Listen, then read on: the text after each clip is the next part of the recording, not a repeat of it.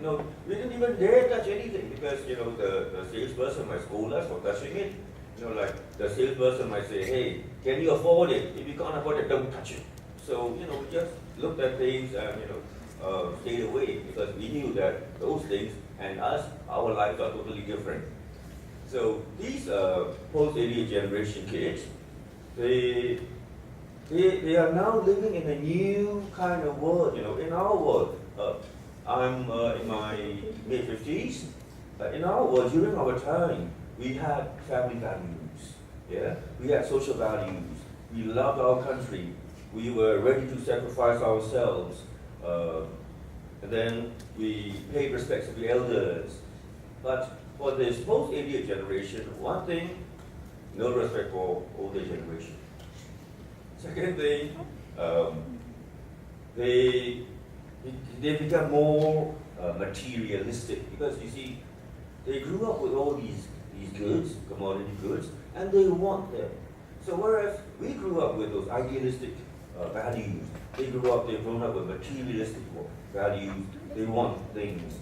And then when we look at the personal relationship, in our time, it might be very old-fashioned. First girlfriend, first boyfriend becomes the one and only husband and wife. Yeah, I know it's funny. But that was the way it was. But nowadays, both boys and girls, they are taking personal relationship very lightly. Morality is always flexible. And then this girls too have become very materialistic, like Madonna's Material Girl. They've taken this motto from Bangkok: no money, no honey.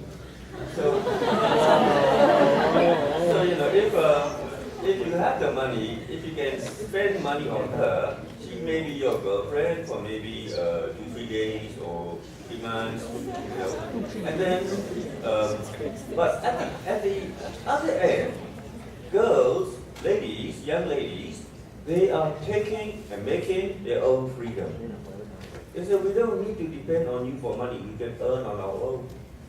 Okay? And then they say things like, why should I be faithful to you? You're not the only guy in the world.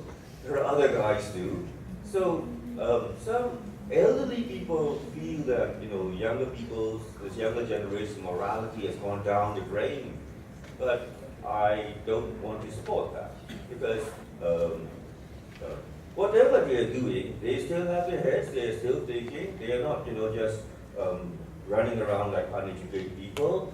So all these are reflected in the poems of these post-88 generation poets. If you look at their poems, you'll find some kind of content that was taboo at one time.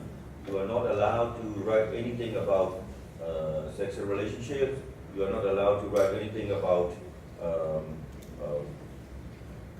wanting to be independent when they are still under the guidance of parents. And at one time, we did not write about private things. Like now, for example, one book, the title of one book that came out a few months ago was in Burmese. It has a double meaning. One meaning is self-gratification, and the other meaning is, well, are you guys over 16? Because the other meaning is masturbation.